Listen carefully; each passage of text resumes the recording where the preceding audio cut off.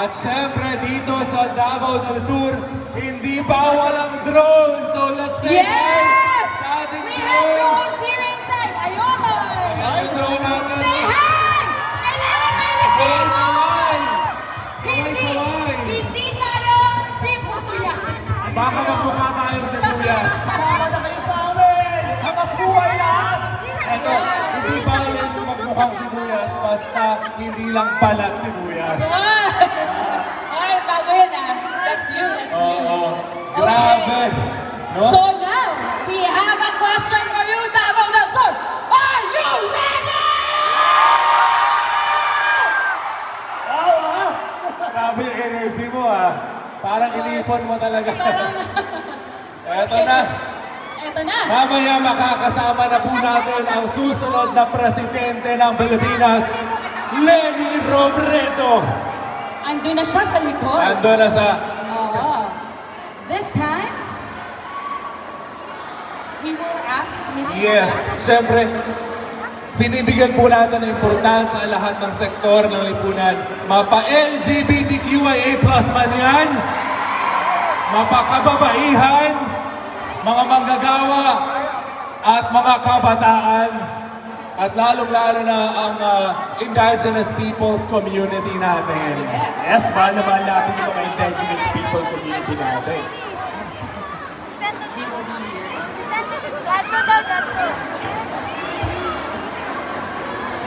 Alright, so this time, we will be having on stage our indigenous people leader for her message, Miss Vivencia Mamites. Palakpakan po natin mga kapwigs!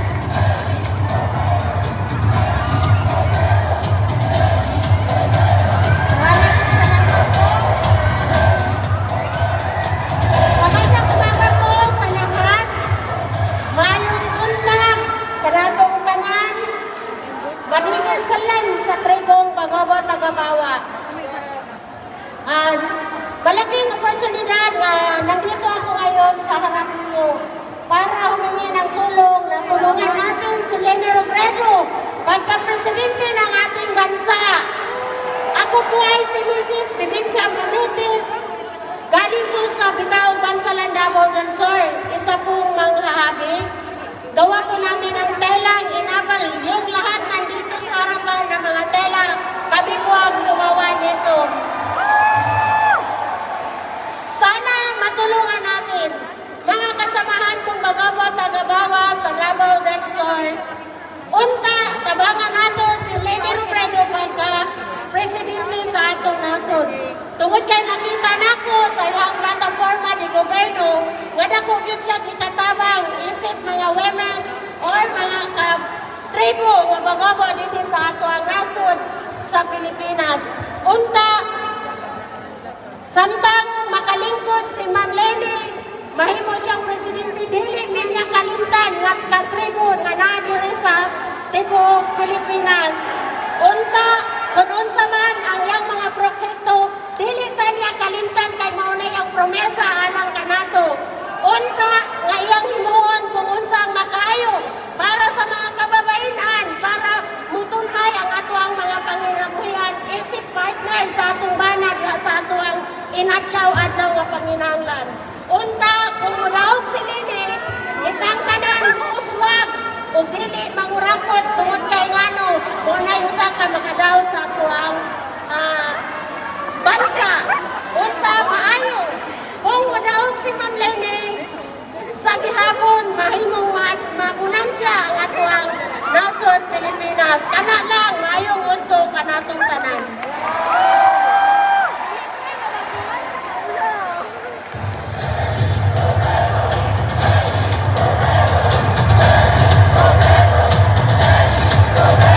Thank you very much, Miss Vivencia Mamites. Davao Enyos!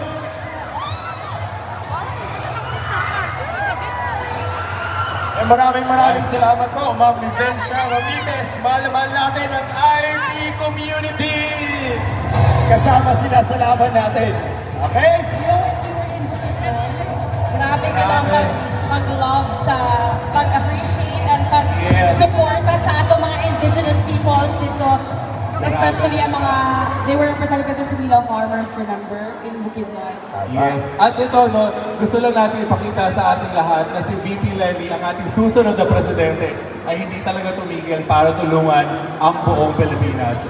Mga Dabaweños, panoorin po natin ang mga programa ni VP Lenny bilang bahagi ng Angat Buhay Program.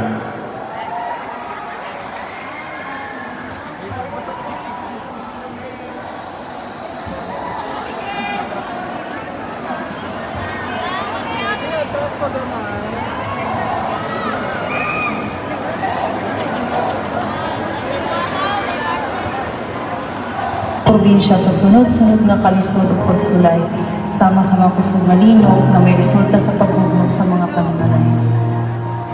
Tungod niini ang mga residente nanginahanglan og temporary shelter o relief goods. Kapag dili pa dara mahuman ang among pagsulay kay miabot pa jud ang COVID-19 na may grabe ang paglisod sa mga katawhan. Tungod niini ang mga frontliners kay nanginahanglan og mga PPEs. Bisan sa kalisod adunay taong maandam mo serbisyo ug motabang sa katawhan. Sama sa pagtabang sa mga nalinugan sa pamaagi sa paghatag og relief goods ug trapal. Gihatagan og importansya ang mga frontliners sa paghatag og mga PPEs, face mask ug face shields. Bisan layo kita, apan duol kita sa iyang kasing-kasing. Andam motabang og moserbisyo sa katawhan. Sa gobyernong masaligan, muuswag ang tanan, kauban si VP Lenny.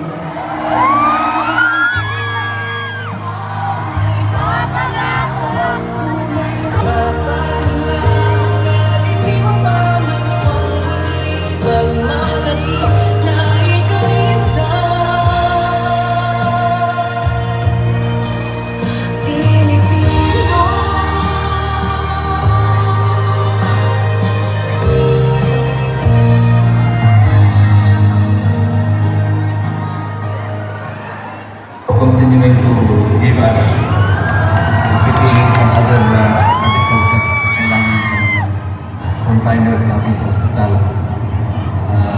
I know that doing this out of the goodness of your heart, but I also know that you know that you are my friend. Because I was a friend, a very close friend of Jesse Robles. On behalf of the people of Davao Sur, at that extent to you, together with Congresswoman Lily Cagas and Mark Cagas, my son, Vice Governor, and the people of Davao Sur, especially the medical workers. Malaking tulong ito sa amin. Salamat. Nalaalam ko nito lagi. Thank you and good luck.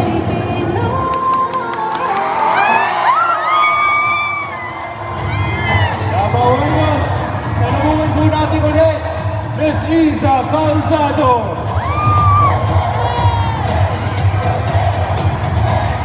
Handa na ba kayo? Di ba kanina nasabi ko sa inyo na Leonor yung ginampanan kong role sa Darna? Ngayon, ipapakilala ko sa inyo ang tunay na Leonor. Isang Leonor na hindi na kailangan ng bato para maging superhero.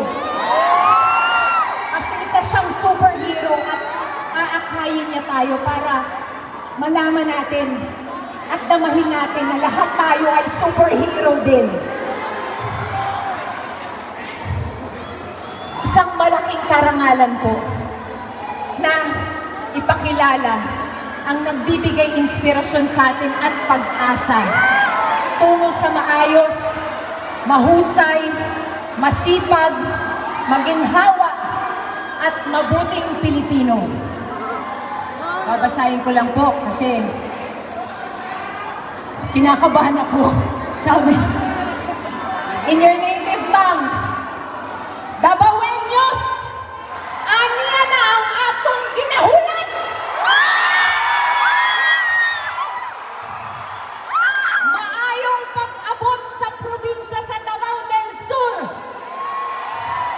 Ang nararapat lang na susunod na presidente ng Pilipinas. Ang nag-iisa, si Ma'am Maria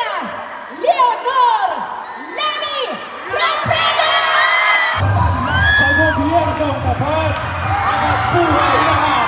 Congratulations to the coming President of the Republic of the Philippines, Lenny Robredo!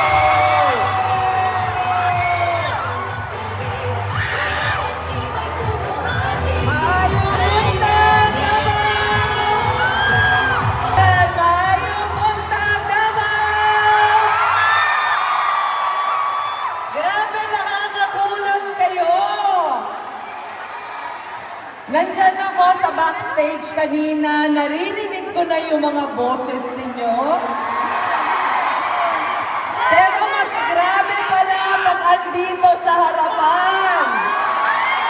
Kaya maraming salamat, Davao! Ayan, bago po ako magpatuloy ang aking pong pagbigay galang sa ating Vice Mayor ng Digos City, Johari Banya. Maraming salamat po for joining us today. At yung mga members ng Digos City Council, maraming salamat po sa inyong lahat. Gusto ko din po pasalamatan yung iba't ibang mga grupo na nandito at organizers ng event natin this morning. RPC Davao Region, RPC Davao del Sur, Doctors for Lenny, Lawyers for Lenny, Jensen Youth for Lenny, RPC Jensen. Papasalamatan ko din po ang ating po mga sponsors for today's rally, Mr. Joel Lau, Dr. Riz Pangan, Miss Judy Ann Prantilla, syempre si Dr. Manny Gonzalez, Miss Agatha Salanatin, Attorney Genevieve Paulino. Ayun. May iba't ibang mga grupo din po who are joining us this morning. Nakikita ko po Mindanao Farmers for Lenny Kiko, Akbayan si Lenny, Akbayan si Lenny, Davao del Sur, Davao del Norte for Lenny, Robredo People's Council, Davao del Norte, ACMA PPM, ayan, Love for Electric Co-op Now and Infinity Davao Region. Maraming salamat po sa mga electric cooperatives who are joining us this morning. Ayan, matagal na natin silang mga partners. Escuelas for Lenny, maraming salamat. Ano to, Yakap ng Davao, Lenny Kiko. Samahan ng Atenistang Pink ang boto. Maraming salamat sa mga Atenista na mga nandito. Mga Poli-Sci students for Lenny. Ayan, tinitingnan ko muna yung mga groups, ha? Ano to? Sapa 34? Maraming salamat sa inyo. Akbayan Party List. Ipanalo natin to. Procrastinators for Lenny. Lenny B. Taranat mag-LDR. Lungsod ng Davao ng Rosas. Hanapin na kay Lenny kita. Ano to? Javmore Women for Lenny Kiko. Di bayaran. Pasali ako sa 16% kasi si Lenny ang aking president. Ayan. VP Lenny, pa-selfie. Defense pa namin 3 p.m. O dito na kayo sa may harap. Lenny, pa-selfie. Birthday ko po bukas. Lenny, VP Lenny, pa-picture po. Ipapakita ko lang ang susunod na presidente sa mga kaibigan kong BBM. Ayan, babae sa babae for Lenny. I shine, you shine, we shine. Pag sa halalang, si Lenny ang nag-shine. Sa gobyernong tapat, may, ano to? Pawat, lahat. Maraming salamat. We are Davao de Oro for Lenny Kiko. Maraming salamat. Kami mga Davaoenyo og Lenny Kiko among boto. Maraming salamat. Absent sa duty for today's rally. Nako. Salamat, VP. Ay nako, may na-achieve ito ngayong umaga. Salamat, VP. Uuwi ako na may bebe. Food security gawing priority. Kaya si Senator Kiko ang ating katandem. Lenny, di ka loser. Triggered lang sila. Lenny Kiko, sa Digos, lahat tayo makakaraos. Kung kulay rosas ang bukas, siya ay para sa akin hanggang wakas. Future lawyers for Lenny. Do not accept if track record is broken. Master crammers for Lenny. Ano to? Crush ko, taga Bicol. Presidente ko, taga Bicol din. Ayan, same lang sa mga katabi.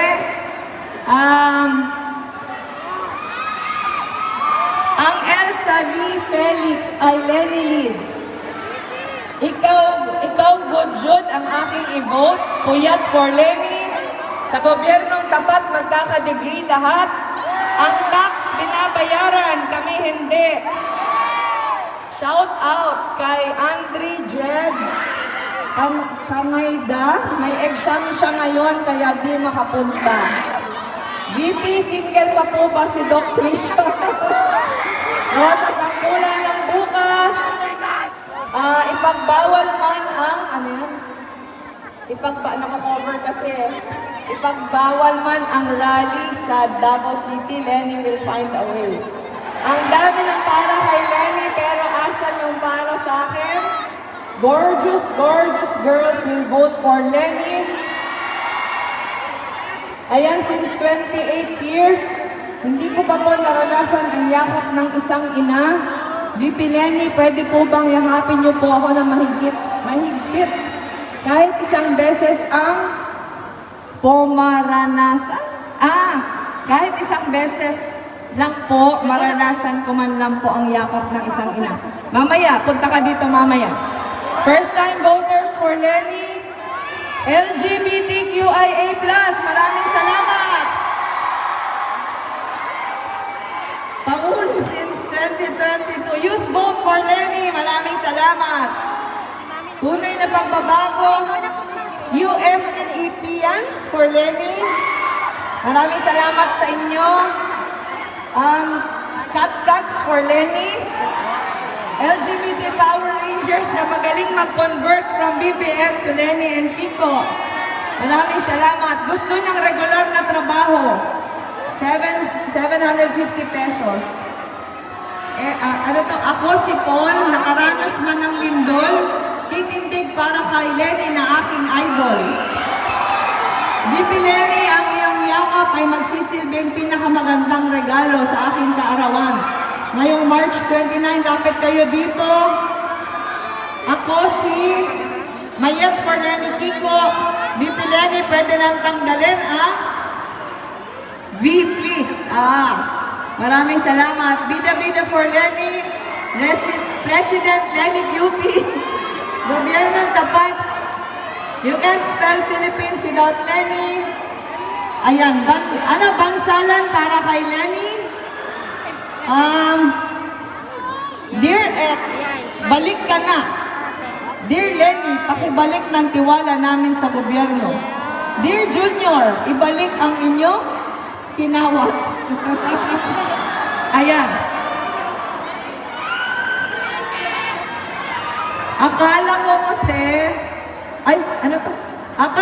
kasi birthday mo, ang daming handa. Happy birthday. Handang ipaglaban ka. Maraming salamat. Pahiram ng oras mo, 6 years lang. Basher noon, volunteer ngayon.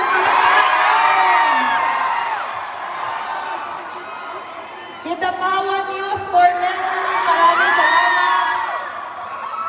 Ano to? Dubado, Lenny. Ayan. Puro akong mga walang budget for Lenny Kiko. Puro akong Ilocano pero ang aking presidente ay si Lenny Robredo. Dili ko botante pero akong kaugmaon importante. Yan, eto po. Ibaba muna natin yung mga placards natin, papatuloy natin mamaya. Kasi gusto ko lang kayo makausap at kayo lang ako pumunta dito para magpasalamat sa inyo. Alam niyo po, mula nung eleksyon ng 2016, nakabalik na ako dito ng several times dahil meron po tayo mga project dito. Iba-iba po yung mga projects natin sa iba't ibang mga probinsya dito sa Davao Region. Karamihan po doon tuwing may sakuna. Halimbawa po dito sa Davao del Sur, yung sunod-sunod na mga lindol, nagpadala po tayo dito ng mga teams para gumawa ng relief operations. At maraming mga lugar dito sa Davao del Sur, nagkaroon po tayo ng relief operations for the earthquake victims. Nung pandemic din po, tuloy-tuloy yung pagpadala natin sa napakaraming ospital sa buong rehiyon. Hindi lang po dito sa Davao del Sur, pero pati sa iba pang mga provinces dito sa Davao City. Meron din po tayong mga projects with other youth groups. Ito po yung aming Angat Buhay Youth na ang pinupush po natin ay mga programa sa pangkapayapaan. Ayun. Pero bakit ko sa inyo ito kinikwento? Dahil po pagdating kasi ng eleksyon, marami yung pupunta dito sa inyo at makikiusap manliligaw. At lahat kong makikiusap at manliligaw, ang sasabihin, aasikasuhin ko kayo, mahal ko kayo. Pero yung sa akin lang po, alam ko na marami kayong kahirapan na pinagdaanan para makapunta kayo dito ngayong umaga. Marami sa inyo, siguro nagsimula ito, iilan lang kayo. Nagsimula yung iilan maglakas ng loob. Pero ito po, bakit tayo naglalakas ng loob? Bakit napakataas ng energy level natin ngayong araw? Diba? Bakit desididong tayo ngayong eleksyon na ito? Dahil yung pinaglalabanan ngayon, hindi na lang contest na mga kandidato. Ang pinaglalabanan ngayon, kinabukasan yung lahat.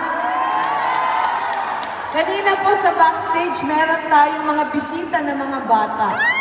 And yung mga bisita natin, mga bata, kahit hindi pa magkakampanya, naiintindihan na sinasabi nila, we will campaign for you. Pero bakit ganito?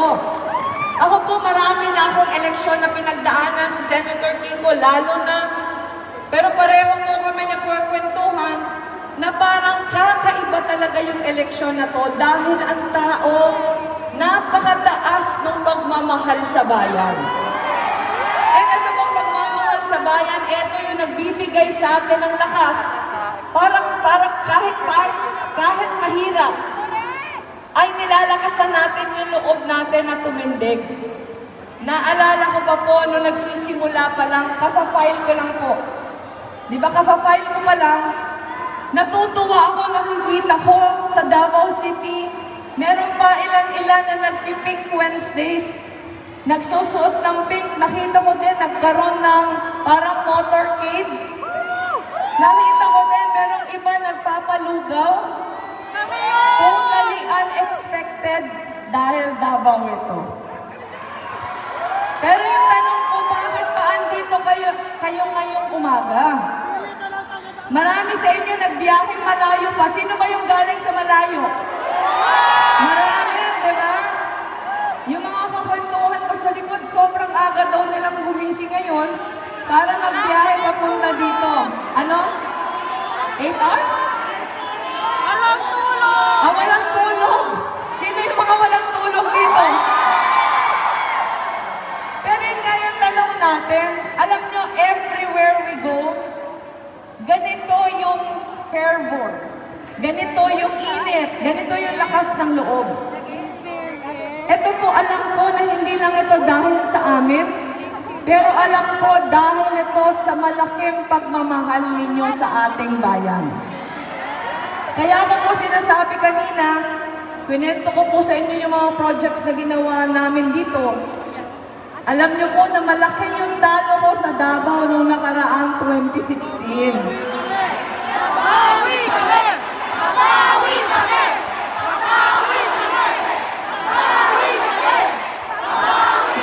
Maraming salamat.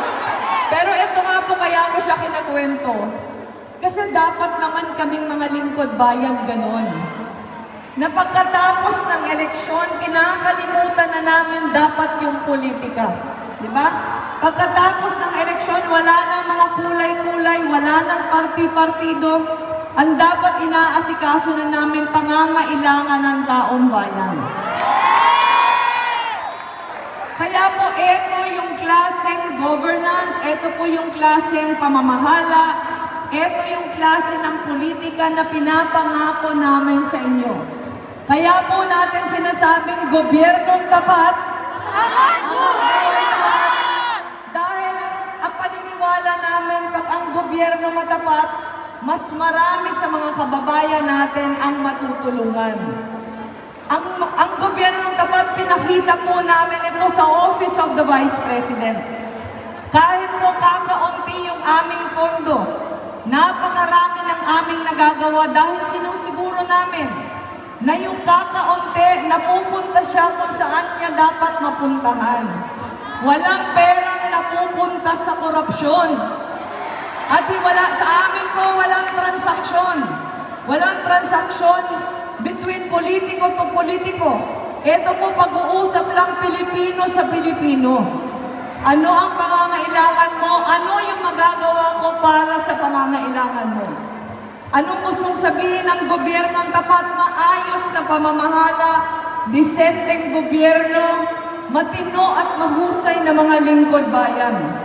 Pag sinabi po namin ayaw namin ng korupsyon, marami po kaming resibong pwedeng ipakita.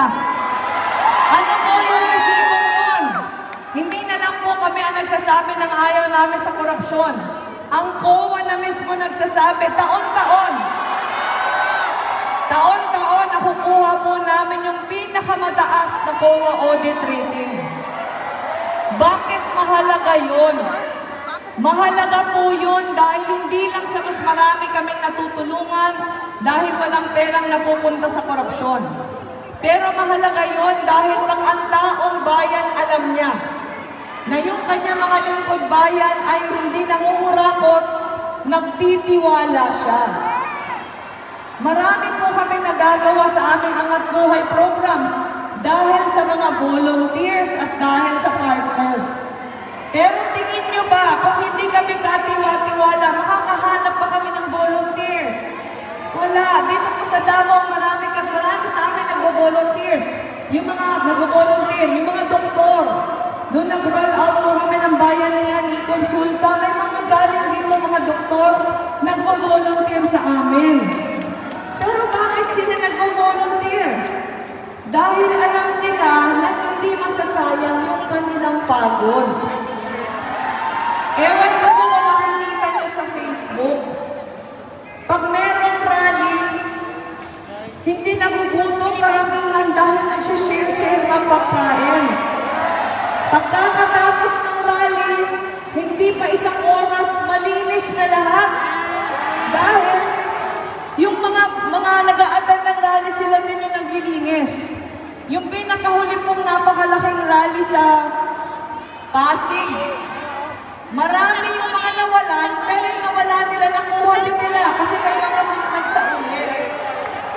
Pero bakit po mahalaga na i-point out natin ito? Kasi pinapakita nito na ang Pilipino sadyang mababait. Ang mga Pilipino sadyang mga malilinis. Naghahanap lang sila ng inspirasyon na yun yung pupukaw ng kanilang kabaitan at kahusayan. At ngayon, ito po yung klaseng pamahalaan na pag ang pamahalaan naging halimbawa siya. Naging halimbawa siya ng kabutihan, naging halimbawa siya ng pagkamaasikaso, naging example siya. Nakatiwa-tiwala tayo, lahat din sumusunod. At yung taong bayan, pag binigyan po natin ng choice, Kung maayos o hindi maayos, pipiliin niya yung maayos. Ang problema lang ngayon, napakarami nating fake news. At yun po yung una kong hihilingin sa inyo. Napakarami po ngayong fake news, marami tayong mga kababayan, iba yung desisyon sa eleksyon dahil naniwala sa nababasa nila. Kaya pwede po ba kami makahingi ng tulong na sabayan nyo kami sa paglaban na yung kasi... Kaya yun sa atin po, pag ang katotohanan nababasa ng ating mga kababayan, sigurado ako ang pipiliin nila kabutihan. Halimbawa po kanina may binasa ako placard, dating ng babash. Diba? Dating ng babash. Ako tingin ko, ganun lang naman kasi akala nila masamang tao tayo. Pero yung hindi pagkamasamang tao, yung resibo mo nandyan lahat. Tayo po nung binigyan tayo ng mandato, kahit napakakonti ng mandato natin, ginawa natin yung lahat. Ano po yung mga programa natin para sa mga kabataan dahil maraming kabataan dito? Ang ating pong pinapangako, dekalidad na edukasyon. Pangako natin na kahit may kawalan tayo ng panggasto, sigurado kayo makakatapos at siguradong dekalidad na edukasyon yung makukuha nyo. Paano po natin ma-achieve yung dekalidad na edukasyon? Unang-una, itaas natin yung budget ng edukasyon. Pangalawa, asikasuhin natin yung ating mga teachers. Ang sweldo mo ng ating mga teachers malayo sa sweldo ng teachers sa ibang mga karatig bansa natin. Marami sa ating mga teachers, ang daming trabahong ginagawa maliban sa pagturo. Kaya po sinasabi natin para makakonsentrate yung teachers natin sa pagtuturo, alisan na sila ng mga admin na mga trabaho. Bigyan sila ng maraming mga trainings na hindi nila pagkakagastusan, pamahalaan ang nagbibigay para sa kanila. Dahil makakaproduce po tayo ng maayos na estudyante pag inasikaso natin yung mga teachers. Kaya ito po, nakita ko, ACT. Nandito pala kayo, ACT Teachers Party List. Ayan.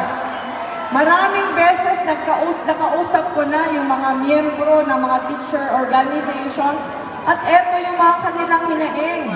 Gusto nila naman na makatulong sa pag-ayos ng dekalidad na edukasyon, pero maraming sagabal. Ang akin pong pangako sa inyo, aasikasuhin namin kayo at ang makikinabang dyan yung mga kabataan natin.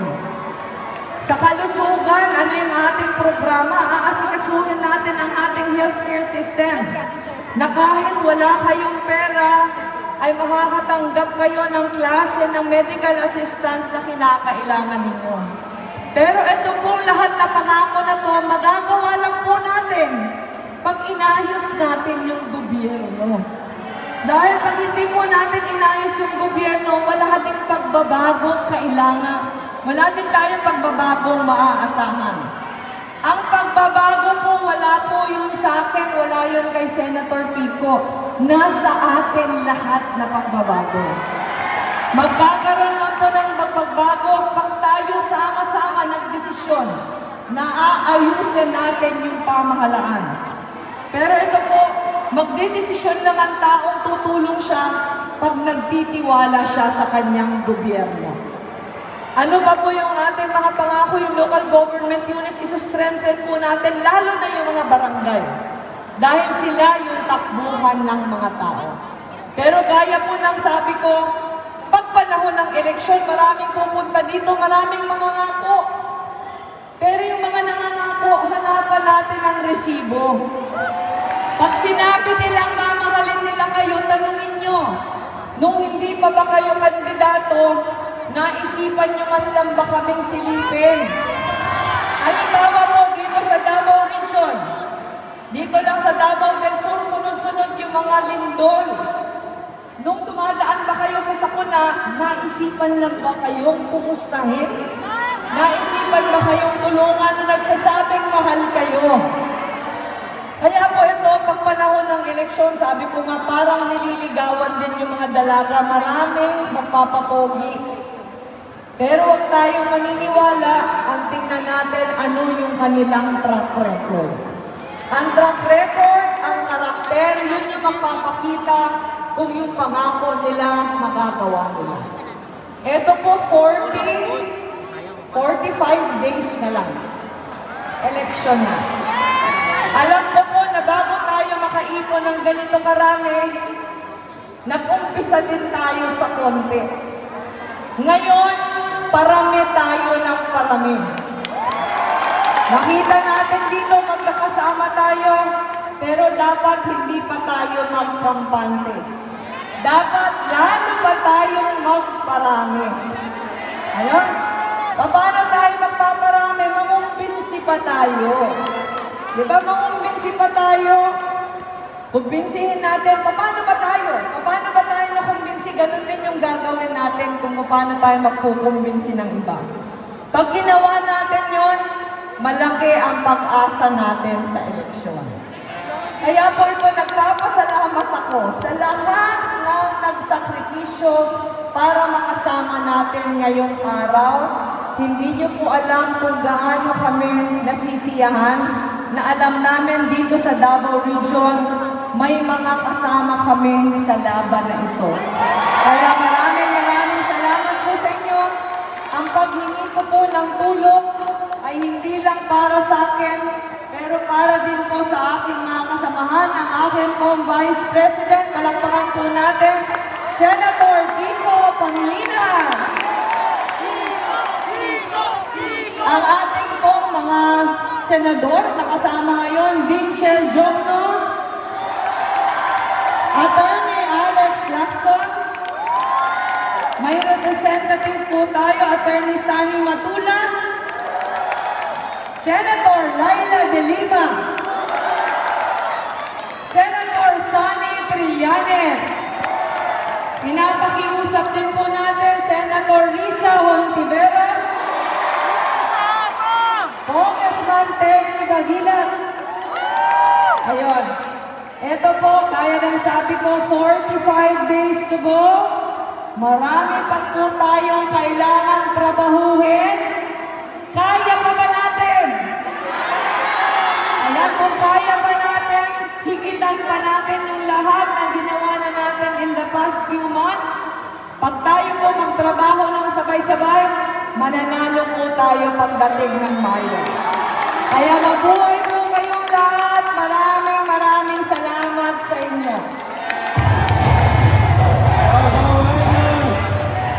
Ang susunod na presidente ng Republika ng Pilipinas, Leni Robredo!